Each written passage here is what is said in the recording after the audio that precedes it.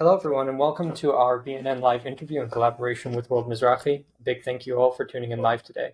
We're excited to bring our latest episode here, Unfiltered, a reporter's experience reporting on Israel's front lines. I'm Bernard Merdler of Bernie News Network, and I'm thrilled to be joined by Emmanuel, Mannie, Fabian from the Times of Israel. Mannie, tell me a bit about yourself. Introduce yourself for everyone. Hi, everyone. My name's Emmanuel. I usually go by Mannie. I'm the military correspondent for the Times of Israel for the past around 3 years, so before the war. And I've been with TOI as well. Beforehand, I was an editor there as well. After a year of being an editor, I became the military correspondent. And it's been, of course, very, very busy throughout the last 17 months of war. I invite you all to stick around until the end, because at the end we're going to have a live Q&A. So drop your questions in the chat as we go along. So Manny, tell me a bit about that beginning for you. What got you into journalism in the first place? I think it was around the 14 Gaza war. I was particularly interested in actually following the events, what was happening during the conflict in Gaza. And at the time, I was basically just taking a lot of reports I was seeing in Hebrew media and translating it into English. I was a teenager at the time. And I just started doing this mainly for fun and because I was just very curious as it. And a lot of people were actually, my friends, my family were actually enjoying those who their Hebrew wasn't so great. They were actually very happy to get this kind of information. And then, I served in the military, mandatory service, of course. It wasn't anything to do with media or journalism there. I was in combat for a bit, and then I was in the Home Front Command afterwards. Nothing to do with media, but then I still kind of had this sort of attachment to the news and just been a bit of a news junkie even throughout my service. And then once I was released, I went to study communications, and during my second year, I began work for Times of Israel. And that's basically what sort of drew me to it. But it was just kind of throughout the years, just constantly this sort of attachment to updating on the news and trying to find out things first and get the information out there to as many people as possible. Wow, that's amazing. It's a lot like what drew me into the field as well. Tell me a bit, though, you were born here in Israel or did you move here? No, I moved here in 2005 with my family. We made Aliyah when I was much younger. So I basically grew up here from a relatively young age. So my Hebrew is almost basically like native. And I'm really not sure why the journalism why I was drawn to it so much. But I think having the Hebrew and helping those who their Hebrew isn't as good and updating people in English was something that I was really into. And even now, that's basically what I still do. I mean, Times of Israel is an English language news site. We are Israeli media, and I think what we do is especially important for those who are trying to find out what's happening in Israel. Yeah, of course, especially nowadays with so much misinformation out there. And I want to touch a little bit about that. But first, I want to go through the story of how we got here now and focus on October 7th and to hear a bit about how it was for you personally and professionally. So, funnily enough, I'd woken up kind of early that morning. So I'm not religious, so I wasn't going to sort of celebrate Simchat Torah that day. But I woke up at like 6:20, 6:25 ish that morning, like right before the rocket started. I went and I turned on my computer. I was gonna, just chill on, not really do much. It's a weekend. Normally, weekends aren't particularly busy news-wise. At least in the last year, there's been very, very little news that happens on weekends. But my computer was already on, and I started to see sirens sounding across the south. I live in the south myself, so we also got sirens not too long into when the attack began, and I started updating. I told my editors, okay, there's sirens. I'll start to send a post on what's happening. We'll start to get a story up. And it wasn't long before I realized that this was sort of not what it normally is, and when rockets are fired and it's another round. But this it was different. It was constant rocket fire for a very long time. And then I started seeing reports, not from the army, because the army was completely sort of in chaos at that moment. Nobody was answering me in the army. I tried to call people, speak to the various spokespeople in the various areas of the south. No one was answering me. So we just started getting information from residents. I spoke to people that I know that live in those areas. I started getting videos and pictures from WhatsApp groups. And it was around, I think, 7 a.m. when I started to see the first footage of Hamas terrorists in southern Israel. It was first this video from Sderot, which I'm sure many people have seen. I published it as well on Twitter, I think, maybe like 3 or 4 minutes later. after I verified that it was actually real.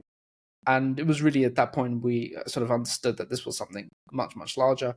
But I still don't think that I understood the sort of the magnitude of the event until much later, maybe even a week later. I think it took me that long to really kind of understand what had happened that morning. And it was very, very intense. And just seeing this really horrific footage that day, it was very difficult to do the reporting because it was so hard to tell what was actually correct because it seemed so insane as to what was happening. And we were getting footage from Gaza as well of hostages being taken there. The army didn't really comment on hostages until like 7:40 or 7:50 even that morning. It took them a long time to actually give a response on that. So it was very difficult to try and get this information out there without the army, which was in this complete disarray, to actually give us any information. So you were relying a lot on the ground sources and people in Gaza to get your information. And I mean, some of the stories you must have heard, how did you deal with the mental load of it all? I don't have a good answer for that. It was very difficult. I sort of felt like I had to just continue updating. There was all this just horrific, both footage and also just details coming to me from various places. And I just thought, I just kind of got to push through this and update and deal with sort of whatever this is later. I didn't sleep probably for the next 3 or 4 days at least, not properly at least, just because I was trying to wrap my head around what had happened. I think maybe because it was so shocking, I didn't actually have time to even think about sort of a response, what I should do about this. It was just, this is what's happening, report on what's going on, get the updates out. And that's why I say it took me like a week to actually really understand what had happened that day. And it really took, I think, me personally a while to sort of understand it. And then I realized, like, wow, that was these terrible things happened, and now I got to kind of deal with it and deal with the sort of the mental angle of everything. It was not easy. So from there, your workload increased. If I remember correctly, you got more and more responsibilities with regards to the Times of Israel, correct? Yeah, so during the war, the Times of Israel was re-added into the army's official military reporters group. It's a group of around, I think, 28 reporters now. It used to be like 20 or 25, but the army's been slowly adding more and more outlets into it. So the Times of Israel used to be in this group several years ago. When I swapped the previous reporter, we were removed, then we were re-added. But it basically gave us a lot more access to material and access to briefings by senior officers, and basically gives the Times of Israel and all the other outlets sort of a I wouldn't say exclusivity, but it gives them extra information that the army gives out to reporters, and especially amid a war, it's insanely necessary to have this sort of access because it allows us to basically report about what's going on and not just rely on the statement that the army puts out later. I'm able to ask questions, and of course, especially October 7th, asking questions and trying to challenge what the army is saying is very important, because I'm not just the reporters, but of course, I'm sure many in the Israeli public lost a lot of trust in the army following what happened on October 7th. So there is a lot that we as reporters want to ask the army. Whenever they make a statement on something, there's always questions, and they're sometimes vague on things. So it's really important that we're part of this group. Yeah, it had a lot of work for me, but I think it ends up sort of less work, because if I wasn't in this group of reporters, then what I would have to do is just rely on other outlets reporting and then try to gather their reporting. That would just take me longer. It's better that I get it from the source, as they say, and be there to see it how it is. And oftentimes, I'll find that trying to rely on other outlets, the other outlets aren't always as accurate as, maybe the original sourcing was. If we're told something in a briefing, sometimes different reporters interpret it differently, and that's why it's also very important that we're there to basically see the original information. And that leads me into my next question. With so much more access given to you into the army, you now have, I've seen multiple times, gone in with units into the Gaza Strip and to other areas. How's that experience been like, being in a combat zone? So I've been to Gaza, I think, 21 times now, which is insane. Lebanon 3 times, Syria twice, and some areas in like the West Bank, like Jenin and Tulkarm as well. It's not really combat zones. The army usually takes reporters to areas that are relatively safe. So you won't find reporters sort of embedding on the front lines as troops are fighting, and that doesn't usually happen. It's not that the areas that they take us to are completely safe, of course. There's always the threat of Hamas attacking and soldiers anywhere in Gaza, but it is relatively safer than being on the front lines. The experience has been useful for my reporting, although sort of one of my main criticisms with this is that the army only takes reporters in for a few hours at a time, 4 or 5 hours. At the longest I got stuck in Gaza, and I was stuck there because our ride to take us out didn't arrive. It was like half a day. It was like 12, 13 hours I was in Khan Yunis. But it's not like how the Americans did in the Iraq invasion, where they took reporters with them for weeks at a time. So it's very limited, but it's still very useful for the reporting. It gives you a sense of what's happening on the ground, being able to speak to soldiers and understanding what they're going through, how they're handling it, what they're seeing, what they're doing. Is really, really useful for my reporting. It's sort of, I can get all these sort of wide details from the army and being briefed on the operations, but when you go there on the ground, you get to see it sort of in action, and it sort of adds another whole layer to the reporting on what's happening in the war. And so in your ideal world, you would want to be like embedded almost, so to speak, with these soldiers and covering it more closely that way? If that was possible, then yeah, that would be great. But I don't think the army would do that. I don't think they've ever really done that. Even in history, they've only really done very short trips. I know that some reporters have been with the unit for like a day, maybe like 30 hours or something. That's like the longest, and that was really unusual for the army to do that. I'm not sure why they don't want to do it, but I think just in general they don't see that as sort of their goal for what they want from the media. And they want the media to publish these sort of short items on what troops are doing, but without joining them for a long time. Also, from a safety point of view, it can be relatively dangerous to be that long, especially if the troops are carrying out actual activities. Really, the only danger that I faced in Gaza was from the army themselves. One time when we were there, we were being given a tour of a Hamas rocket factory.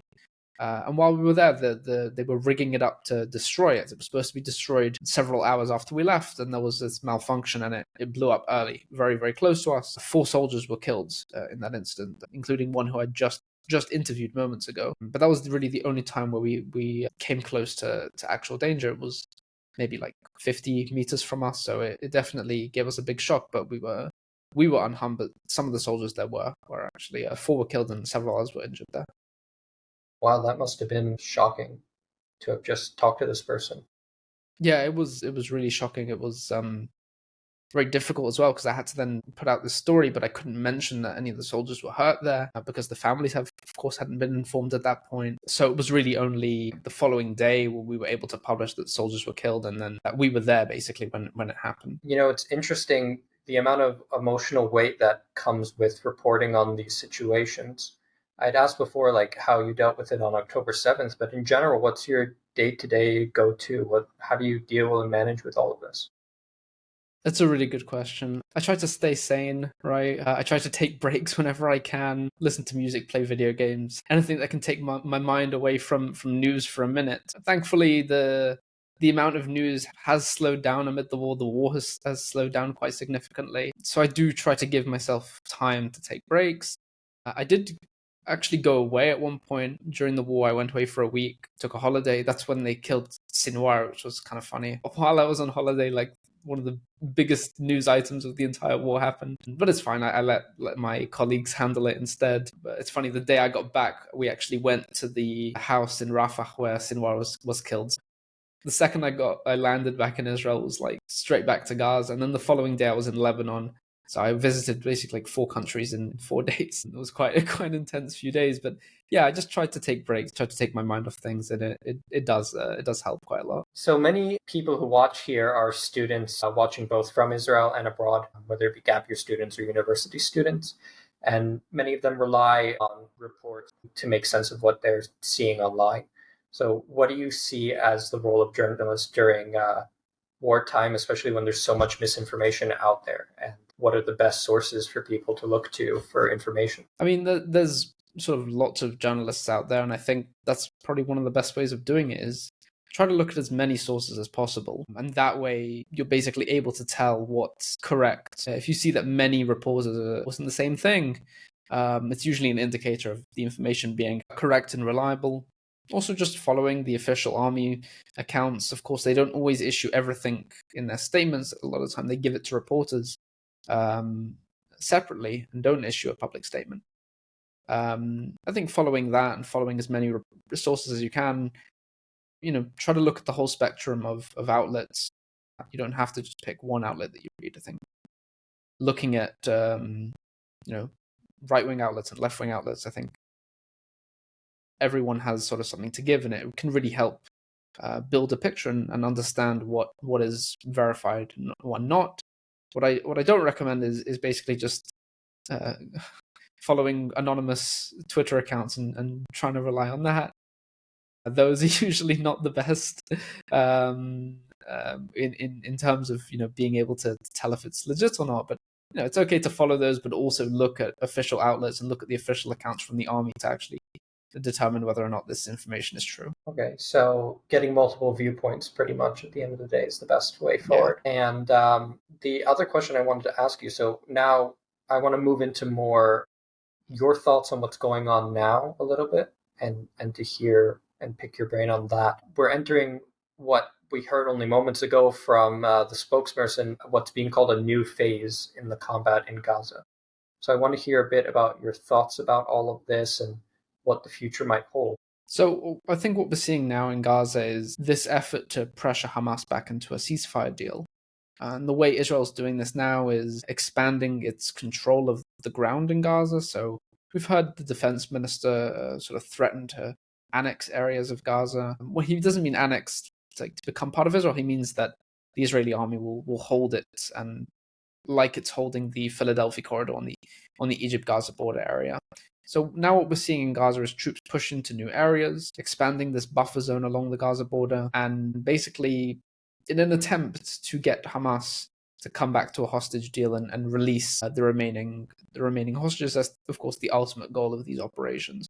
A big issue with the IDF pushing into Gaza further, carrying out sort of a major offensive is, of course, the hostages, because we've seen in the past that when the army approaches areas where hostages are, Hamas has threatened to kill them. We've seen Israeli airstrikes. Most of the time, of course, they're not aimed at hostages, but there's been several cases where hostages have been killed by Israeli strikes where Israel didn't know that they were there.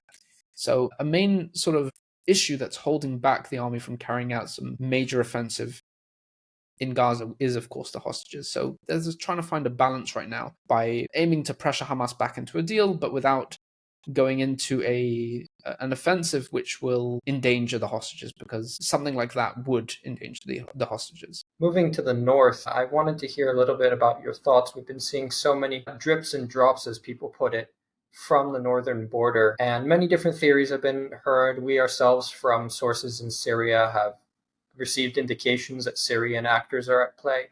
So I want to hear a bit about your thoughts about what could be going on, and if Hezbollah is telling the truth, if it's not really them. Right. I was in Lebanon yesterday, actually, with the defense minister. On the ground, it does seem like the Lebanese army is doing its job now. It's working to dismantle Hezbollah and its infrastructure on the border. But there are other terror organizations in Lebanon now, especially Palestinian ones, Hamas, Islamic Jihad, all sorts of other groups there. They were likely the groups behind the recent rocket fire in the north. Hezbollah says it wasn't them. I'm inclined to believe Hezbollah here. I don't think they have any interest in trying to restart hostilities with Israel. Israel has been very clear with its threats and its actions as well. In response to 2 rockets fired at Metula the other day, the army leveled a building in Beirut. I don't think Hezbollah is really interested in restarting hostilities. There are other terror groups in South Lebanon, and the Lebanese army also needs to deal with those. It's not in the ceasefire deal. It doesn't just say Hezbollah. It also says any armed groups that aren't the Lebanese army. But we are seeing the Lebanese army sort of pick up the pace a little bit. They are operating, they are working, and wherever they don't act in time or don't respond to a complaint lodged by Israel, then Israel will act instead. That's basically the policy that the defense minister has set and the army is carrying out. It does seem to be sort of working there. How long term? I don't know. I'm not sure. I don't think Hezbollah's in a position right now to restart war with Israel, but I don't think that Israel should underestimate them at all. They are, of course, working to regroup, to rearm themselves. They're trying to find new commanders because many of their commanders were killed during the fighting. They're trying to re-smuggle in weapons, much more difficult now because of what happened in Syria. But they are trying, and I don't think they're going to stop trying. They're not going to give up their arms and surrender. So Israel needs to sort of keep an eye on that and continue to enforce this policy of not allowing any attacks from the north and not allowing Hezbollah to regroup. So it's interesting that you mentioned about Hezbollah regrouping, because the way that I always thought of them was almost like a cult of ideology and a cult of personality around Hassan Nasrallah. And with his death, do you see them adapting and changing? And if so, how? I mean, I think Hezbollah's still Hezbollah. I don't think they've given up on anything. I think that's the main point. They still, want to destroy Israel. I don't think they're going to give up on those ambitions. Just the way in which they're going to do it, I think, is going to be different. They suffered a huge defeat when Israel killed their entire leadership, destroyed most of their weapons. I think the army estimated 70% of their weapons were destroyed during the major push in September. So I think Hezbollah will sort of rethink its way. I don't think it's going to give up on its ambitions, but it might do it in other ways, such as maybe trying to resume attacks abroad. We know, of course, many years ago, Hezbollah was carrying out attacks abroad against Israelis and Jewish targets. They may seek to return to that sort of method of operating against Israel instead of rocket fire. I do think that, in general, the idea of Hezbollah being Iran's protector, so before the war, Hezbollah was considered this protector of Iran, so that if Israel would like to operate against Iran, then they would activate Hezbollah to attack Israel. But once Hezbollah is defeated, Iran doesn't have that protection anymore.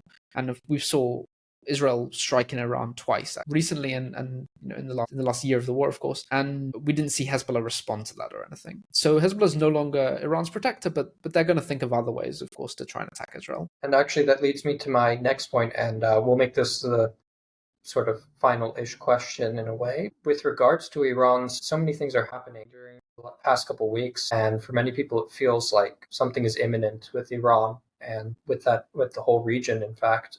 What do you see for the future? It's a difficult question for me as a military correspondent, but I'll try and answer. There is, of course, the diplomacy side of things, and I'm sort of less familiar with what's going on there, but we do understand that Iran as well is going to try and rearm its proxy groups. It's going to try and rearm Hezbollah, it's going to try and rearm Hamas and Islamic Jihad and focus on other fronts and continue to attack Israel. And regarding its nuclear ambitions, I don't think they've given up there either. I think they're going to continue. And I think what we're going to see is that we'll either go down the diplomacy path where the Americans will reach some sort of agreement with Iran and with the whole nuclear talks that have been ongoing for, of course, many years. And at the same time, we'll see Israel continue to prepare its military sort of action against Iran. We've seen Israel target Iran twice. Israel, of course, is preparing for further action. It has been preparing. It's not a new thing that I'm revealing or anything. It's always preparing for such a thing. And I think Israel will continue to develop those plans to try and neutralize Iran's nuclear program or its other missile programs or anything that's deemed a threat to Israel, alongside the efforts for diplomacy. And whichever way it goes, then that's how Israel will act. I do think that if Israel wants to sort of destroy Iran's nuclear program and remove it, I think it would need the support from the Americans to do so, even if logistical support or if it's actually a joint strike together. I think Israel will still need the American support for such a thing, because that would be a huge task, of course. But we don't know if Israel's going to ever carry something like that out. So I'm going to move into the Q&As now for a little bit, and we have quite a few different questions here that I'm going to pick from. So one person asks, what's something you've witnessed that the public never really sees in the headlines? I'm sure there's many things that you can't reveal, of course, but whatever you can. Yeah, there's I end up meeting with a lot of senior officers a lot of the time and speak to them. They brief us on information, but a lot of the details there can't be published. They're usually barred from publication. Sometimes it's unfortunate because I think it's things that are really interesting to the public. Also, sometimes getting to know some of these officers, they each have their own personalities and stuff, and they very rarely speak to the public, these officers. So I think sometimes the public is missing out on hearing these people speak. I think it would be better, in my opinion, if senior IDF officers would speak to the media, in their name and not just in an off-record briefing. I think that would be something good. I think in the last couple of years, there's only been a handful of senior, IDF generals who have spoken to the public, given media interviews on record. It's very rare for them to do such a thing. Usually just the IDF spokesperson does all of that work. How do you build trust with IDF soldiers and some of these senior officers while you're either embedded with them or you meet them? They have an interest as well. So the army has an interest that, the things that it wants to get out to the public get out there. And you end up building a relationship with them based on that. They want to get certain things out. I want to get certain things out as well. And we come to compromises to be able to get certain information out there to the public. What I think is important to the public and what they maybe think is important to the public as well. It takes time. Some officers are less willing to give information than others, but it really just kind of depends on what they want to get out there. And you're able to reach compromises with them and get certain information out. Another person asks, how do you decide what stories to follow when there's so much going on at once? Well, I mainly kind of go through a sort of a checklist on, is this relevant or not to my readership? Who is my readership and is this relevant for them? And based on that, I decide whether or not I should cover a story or not. If I have a sense that it's not too relevant or nobody was going to care about this, or maybe it feels a little too propaganda-y for my taste, and I'm not really interested in covering it, then I won't cover it.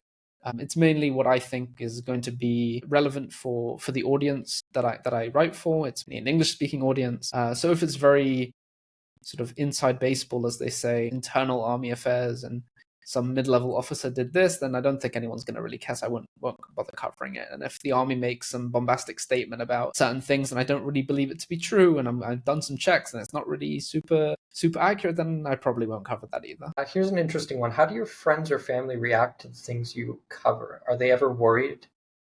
And how do you balance that?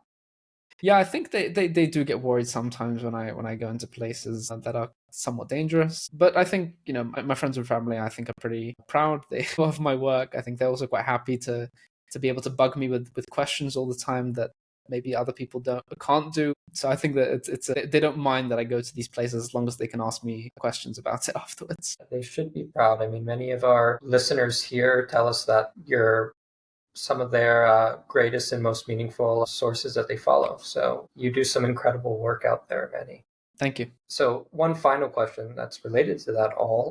A lot of people who are listening in our groups may want to go into journalism themselves. So what advice would you give them? I don't recommend it, first of all. Half joking. I mean, it's really tough. It's not something easy, and you have to really sort of want to enjoy it to do it. I think you have to really know that you want to do this to actually do this, because otherwise it's really difficult. The pay is not great. I mean, I'm kidding, of course, but in general, journalists, compared to the amount of work that they do, I don't think make as much money as you would if you were to go study something else. But but that's just the reality of it. It's a very difficult sort of industry.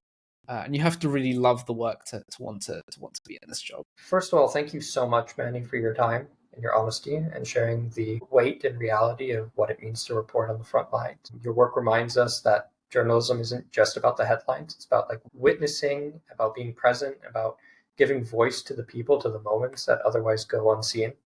And to everyone who joined us, thank you. We hope that this conversation deepened your understanding and gave you something that you can carry forward, whether that's in how you speak up, how you listen, or how you engage with the world around you. If you found tonight meaningful, please share it, talk about it, and of course, follow Mannie's work, whether that be on Twitter, right, Telegram.